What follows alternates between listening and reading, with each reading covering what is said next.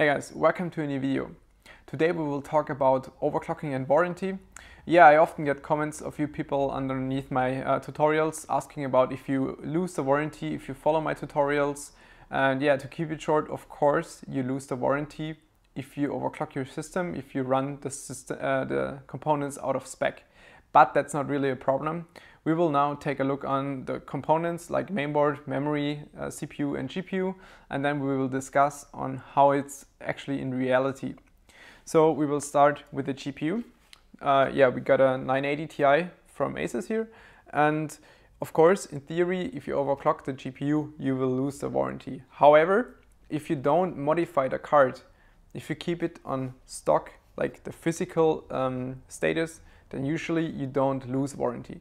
So if you overclock the GPU, let's say with MSI Afterburner or Asus GPU tweak, you will not lose the warranty as long as you don't really touch the GPU. I never heard of a fact where a guy overclocked a graphics card simply by software and got RMA rejected, because simply you cannot even prove that you overclocked the card. Today, graphics cards have a dynamic clock, so it's actually the same. If you adjust the clock, let's say plus 50 megahertz, or you just have a cooler GPU and a higher power target, it's the same result. So yeah, adjusting the core clock or the memory clock by software is totally safe. No need to worry about your warranty. The only thing you should have, you have to keep in mind is if you modify your BIOS, because of course, people always say if you flash a BIOS on a graphics card, they always say, yeah, of course, you can flash it back to stock BIOS. But what happens if your GPU dies? Then obviously you cannot flash it back anymore, right? So that's a problem. If you return a card with a modified BIOS or whatever BIOS you put on it, yeah, it often results in a rejected RMA. So keep that in mind when modifying your BIOS. So the next component we will take a look at is memory module. This is a memory module from HyperX, and the funny thing about memory is that actually all, or let's say almost all memory sticks are already overclocked when you receive them.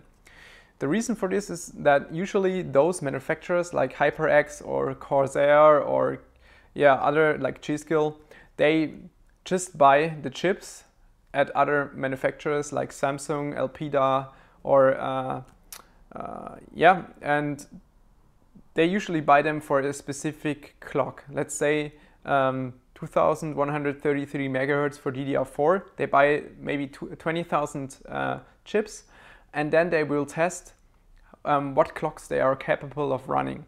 So actually, sometimes you get a chip. We had that at DDR3 times a lot. Usually Samsung chips were specified at 1866 megahertz. But a lot of them were sold at, let's say, 3000 megahertz sticks, so almost twice the clock. And yeah, of course, the chips were overclocked on your module at stock. So you buy a memory module and it's actually already overclocked. So no need to worry about overclocking, right? Because the thing is, you cannot even prove if you alter the clock.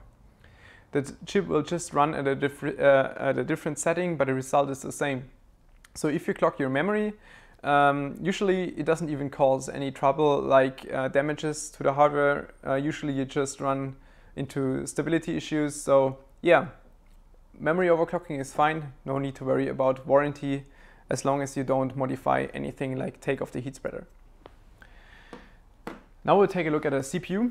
This is a Core i7-5960X from Intel, and yeah, this is just a random CPU to explain the whole thing. Of course, nowadays we have the Intel K and X CPUs, which are made for overclocking. So if you overclock them, even if you don't have the overclocking warranty from Intel and they die, you usually get a replacement.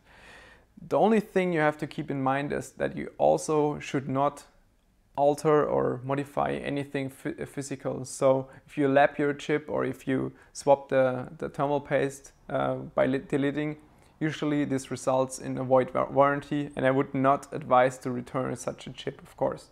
So normal overclocking is totally fine for normal CPUs. So if you just go to the BIOS and overclock, let's say from 3 to 4 gigahertz, it's totally fine.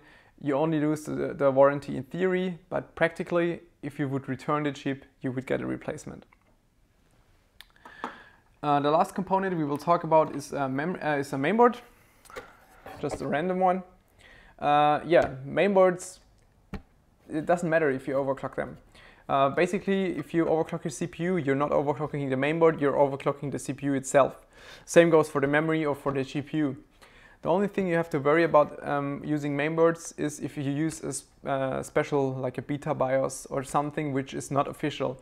If you have a mainboard and you flash to a non-official BIOS and you kill the mainboard, it could be that they decline your RMA if you return the board. That's the only thing you have to worry about.